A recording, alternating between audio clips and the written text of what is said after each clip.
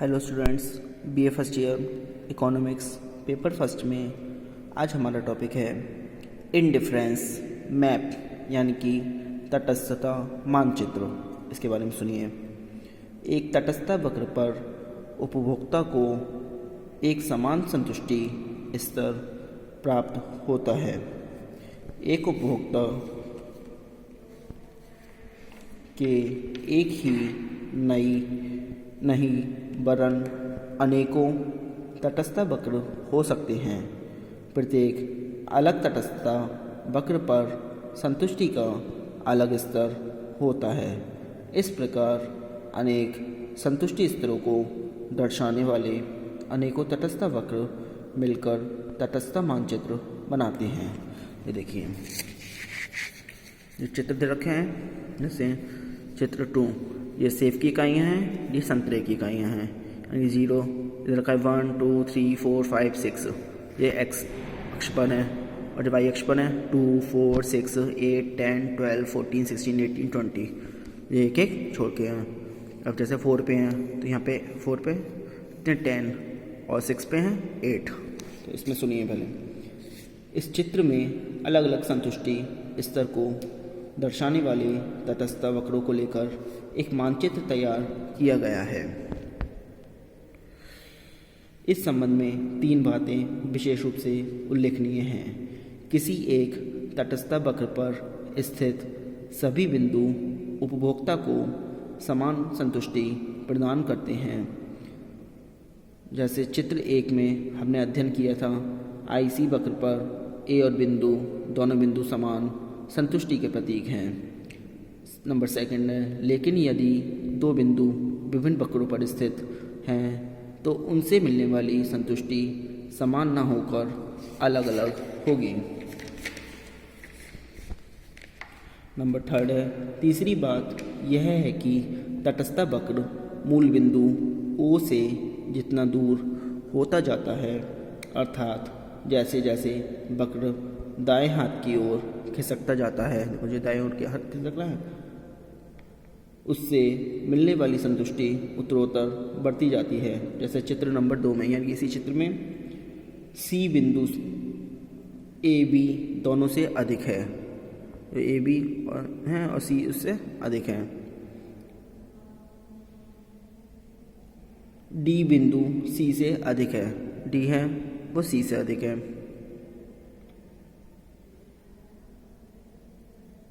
और ई बिंदु डी से अधिक संतुष्टि रखता है।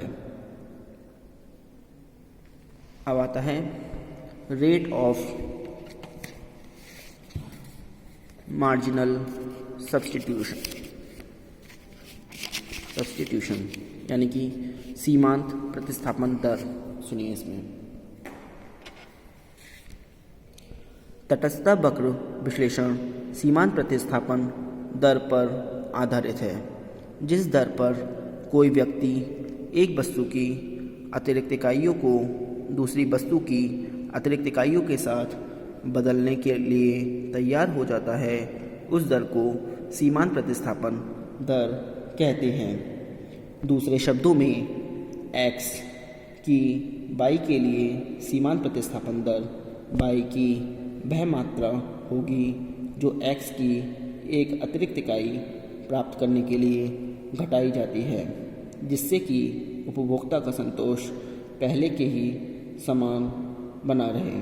उदाहरण के लिए, यदि उपभोक्ता सेब x की एक अधिक इकाई प्राप्त करने के लिए संतरे y की 6 इकाइयों का त्याग करता है, अर्थात एक सेब के लिए 6 संतरों का प्रतिस्थापन सब्स्टिट्यूशन करता है, तो यह कहा जाएगा कि एक सेब से प्राप्त संतुष्टि 6 संतरों के बराबर है। संतरे की सेबों के लिए सीमांत प्रतिस्थापन दर 6:1 है। अब आता है उदाहरण द्वारा स्पष्टीकरण।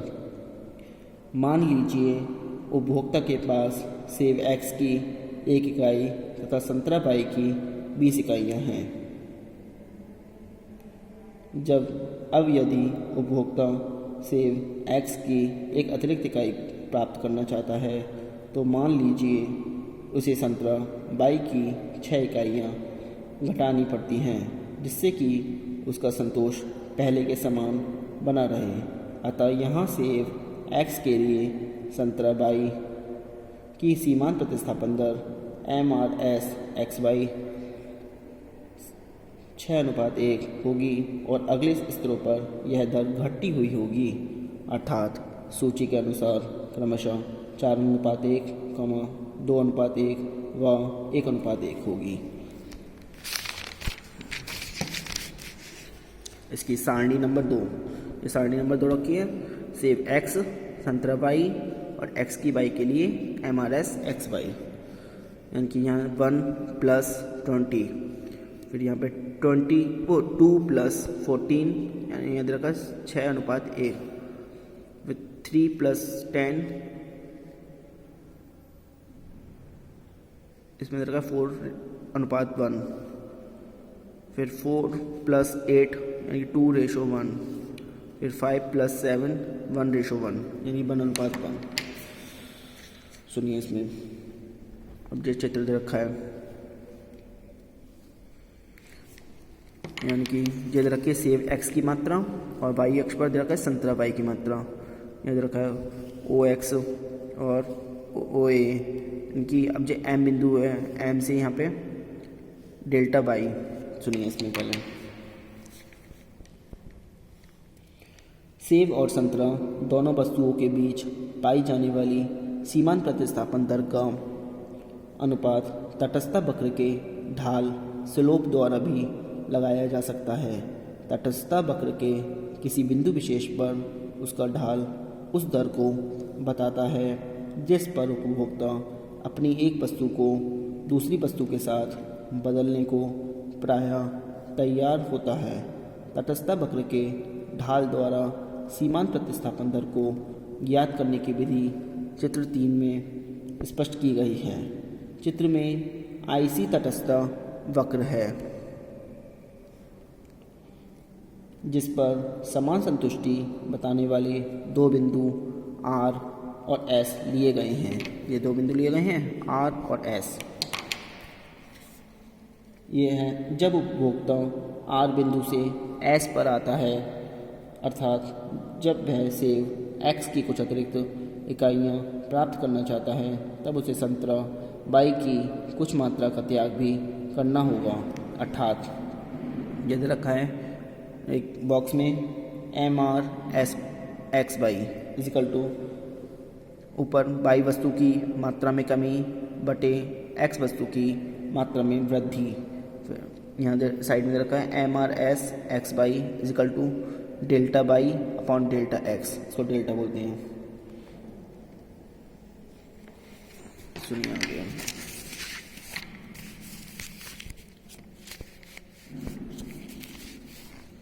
Law of diminishing marginal rate of substitutions, यानी कि घटती हुई सीमांत प्रतिस्थापन दर का नियम।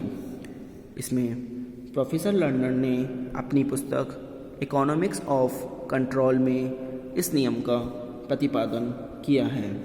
इस नियम के अनुसार किसी व्यक्ति के पास एक वस्तु की जितनी मात्रा बढ़ती है, वह दूसरी वस्तु का उस वस्तु के लिए प्रतिस्थापन घटती दर पर करता जाएगा।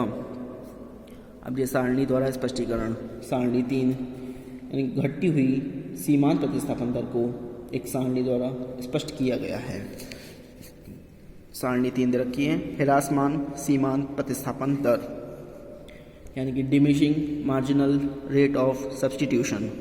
रखा संयोग यानी कि ABCDE। ये रखा है सेव X की मात्रा 1 2 3 4 5, यहाँ plus plus plus plus plus. संतरा Y की मात्रा 20 14 10 8 7।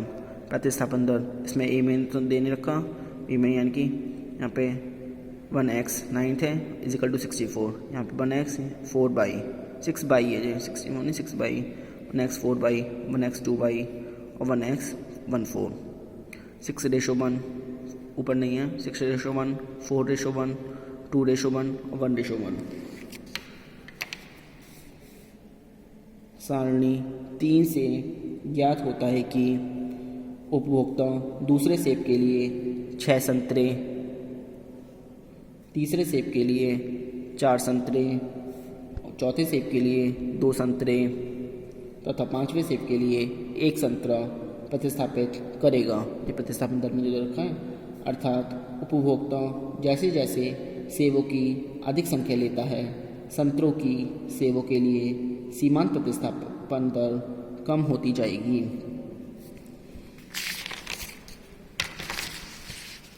अब ये चित्र नंबर 4, ये चित्र नंबर 4 दे रखा है, ये दे रखा है, देखो 0 से ये y अक्ष पर सेब की मात्रा,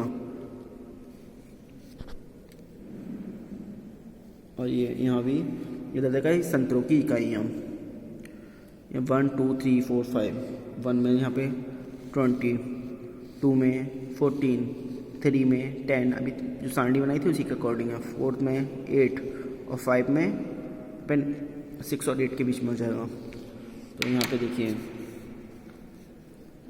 इधर ए में 1 + 20, बी में 2 + 14, सी में 3 + 10, डी में 4 + 8, ई में 5 + 7, यहाँ से एक बनती है, बन जाती है इधर आई सी, ए से होकर जाती है आई सी।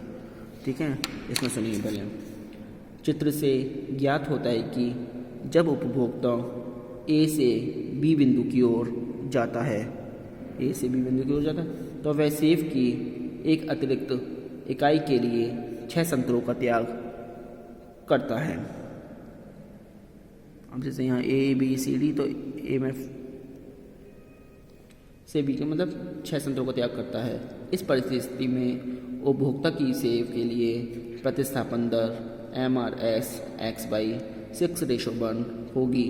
इसी प्रकार जब वह बी से सी बिंदु की ओर जाता है तो सेब की एक अतिरिक्त इकाई के बदले में 4 ही संतरों का त्याग करने को तैयार है, अर्थात उसकी प्रतिस्थापन दर 4:1 है।